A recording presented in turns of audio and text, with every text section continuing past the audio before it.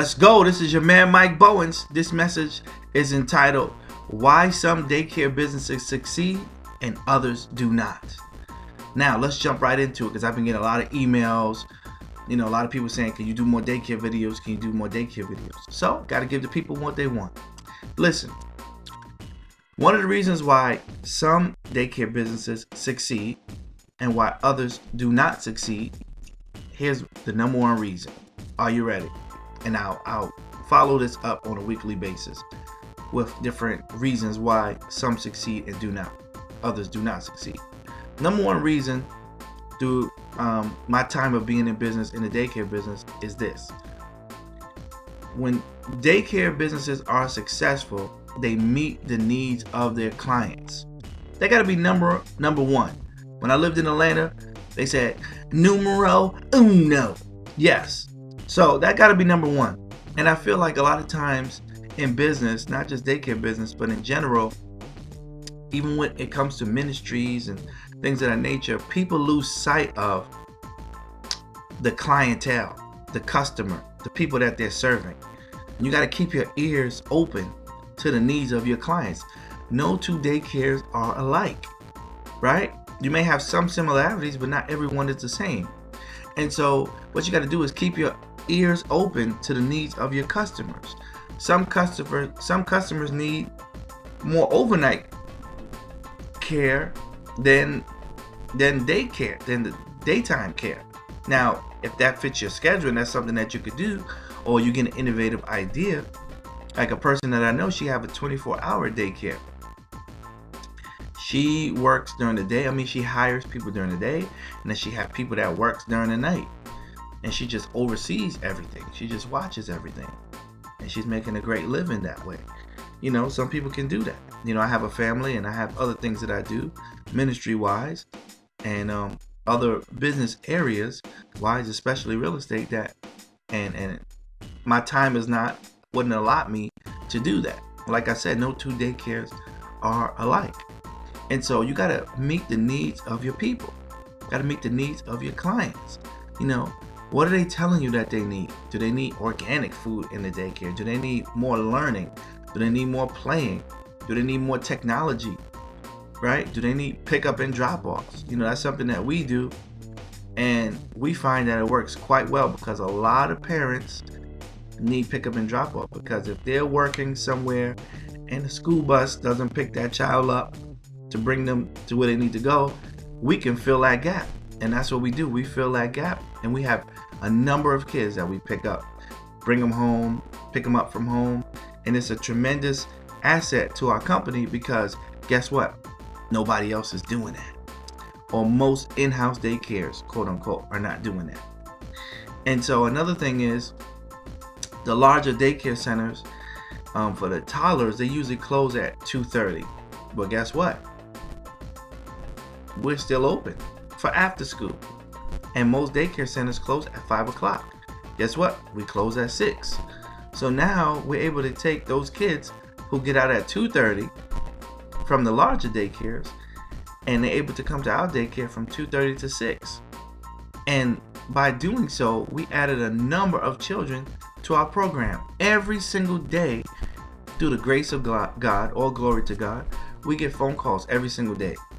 Every single day of the week.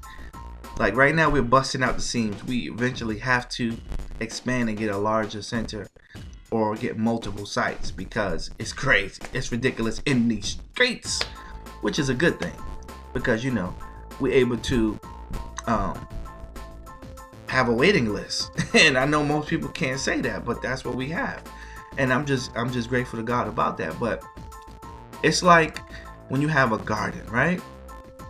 And you plant vegetables or fruit, right? The sun is going to do its job, providing you live in an area where there's a lot of sun, and providing that you planted the fruits and the vegetables in the right place. That's a mouthful right there. And you're watering it properly, and then you're also putting the minerals and the nutrients inside, the fertilizer inside of the soil. You don't have to worry about it growing. It's going to grow. It's going to grow strong, and it's going to grow healthy, because you're laying a firm foundation. you're meeting the needs of that particular seed and the soil. And by doing so, it's going to grow strong and it's going to grow healthy because you're following a system. See, systems are in place everywhere that something is successful. If something is not successful, there is a system in place that is causing it to fail. And once you understand the systems of why something works and the systems of why something does not work, then guess what? You are able to now, on purpose, implement a system of success and growth in your daycare business. And so what I like to do is have a checklist. What works, what is not working. What's drawing parents to us, what's pushing them away. And so that's something you're going to have to do within your business. Maybe you're the only person that's working in there and you feel tired and you can't really take on more kids because it's just you.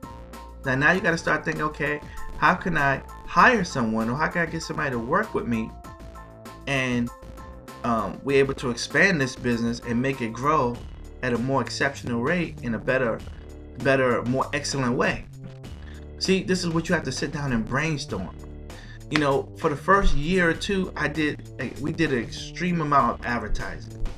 I mean, we bought flyers, we went out to Staples, we printed them up. I mean, thousands. I mean, you only could fit a certain amount of kids in one place at one time. But we print about 1,000 flyers. Why? Because I know you only get a percentage of that. But people must know that you exist. If they do not know that your business exists, how can it overflow? How can it thrive? How can you get phone calls? And so because we did that in the spring and summer months, when the winter time came, calls were coming in because people had the flyer. People passed it around. And it was so much so that it was residual because one person satisfied with your, with the work that you're doing, they tell somebody else, that person tells somebody else, and it just keeps going. It just keeps going. It doesn't slow down. But if you don't get out there and do the work, if you don't want to hit the pavement, if you don't want to grind, if you don't want to get out there and pass out these flyers to people, and you're waiting for people to come to you when you need to go out to the people. But most people don't have that in them. You work during the week, and on the weekend you're like, I'm tired. I'm put my feet up. I'm tired. Shoot, I'm tired. Well, you're going to stay broke. Because you got on the weekends, you got to get out there early. I love the hustle. I love the grind. On a Saturday morning, before at some point in time, my kids would be in the car. My wife would drive. I'll be in the passenger seat. And I have a book bag with my staple gun, staples, and the flyers, and go all around the city, posting them up. 7 o'clock in the morning. We eating breakfast in the car. Poof, poof, poof. I'll go from one block to the next. She go down the block. I walk down, put up the flyers, get in the car. She drive me to another part of the neighborhood. Poof, poof, poof, and just keep doing it. To us throughout our whole city. To the point where people just was calling us the same day. You know, I look at those flyers like it's paper, but I look at it like it's money. Because advertisement is like money. Because any successful company or corporation understands that their money is going to be in their advertising. See, a lot of people don't want to do advertising because they look like, I don't have the money. I can't afford the money to put into the advertising because, I need that. Well, you cannot afford not to advertise. I don't care what field you're in. Ministries are dying. Businesses are dying because of lack of advertisements. And you got to start at the level that you're on. You got to be creative. I seen not too long ago this guy on Facebook. They had a video. He was talking about chicken and waffles. And he had like a hip hop beat to it. And he was like, chicken and waffles, chicken and waffles, chicken and waffles, chicken and waffles. And he had his phone number there. And it had something like 20 million views. Can you imagine? If he gets 10% of that business, if he gets 5% of that business that it generates into sales, he have cracked over $300,000 or more for that particular year, or more, right? If he just gets 5%, if he gets 10%, forget it, he's a millionaire. And so you got to use what's available to you. Social media, Facebook, YouTube, Twitter, Instagram. Put your business out there and keep doing it. Flyers, right? Cost you maybe $50 to go to Staples and print up 500 flyers. Black and white, or if you want color, it's going to be a little bit more, maybe 80 bucks. Whoop-de-doo. You can't afford $80? Then you got to work a little harder if you can't do that. Okay? You got to figure out how much money people spend on shoes and clothes, but you can't put it into your business. Okay, so these are just a few of the nuggets, right? I could break them down into sections. I could say it even slower if you're not understanding, right? Number one, you got to meet the needs of your clients. Listen to what they need and see if you can fulfill that. Number two, you must advertise. You must get out there. You must let people know that your company exists, right? By any means necessary. It don't always cost a lot of money, but it just does take you being proactive and creative and getting out there, letting people know. You could put, there's some stores that you go by, they have like these balloons, especially have them by like during tax time, then by some businesses where the balloons fly back and forth. You could put some of those in front of your house. Daycare sign. When they're flying back and forth, people will see that. As they're driving by, as they're walking by, it'll get their attention. And that's what you need to do. You need to get their attention to let people know that you are there.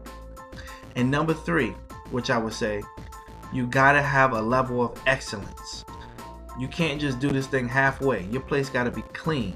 You gotta constantly be renovated. You gotta constantly upgrade it from where it was last year to the next year. Every year, my wife and I like to have a paint party. Because the kids, as they're playing, they damage certain things. Toys get broken, there's stains on the wall. So you gotta replace those toys, get new toys. Gotta paint the walls over again, right? And at this point, we can hire people to do that. But oftentimes, we choose to do it ourselves. Keep the money in-house. But there's some things that we won't do that we'll have our contractor come and do, right? And our painters come and do. So listen. I pray this message inspired somebody out there. Let me know in the inbox. Let me know in the comment section what you think.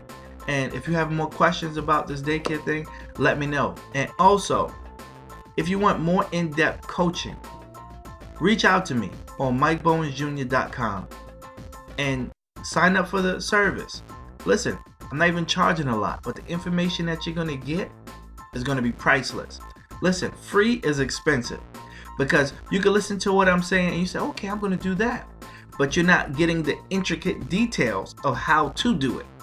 Talking to me one-on-one on the phone, I'm going to walk you through this process of how to do it and so you can see the results.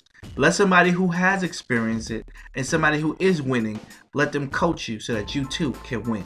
This is your man, Mike Bowens. I'm signing off until next time, and I'm saying, be blessed.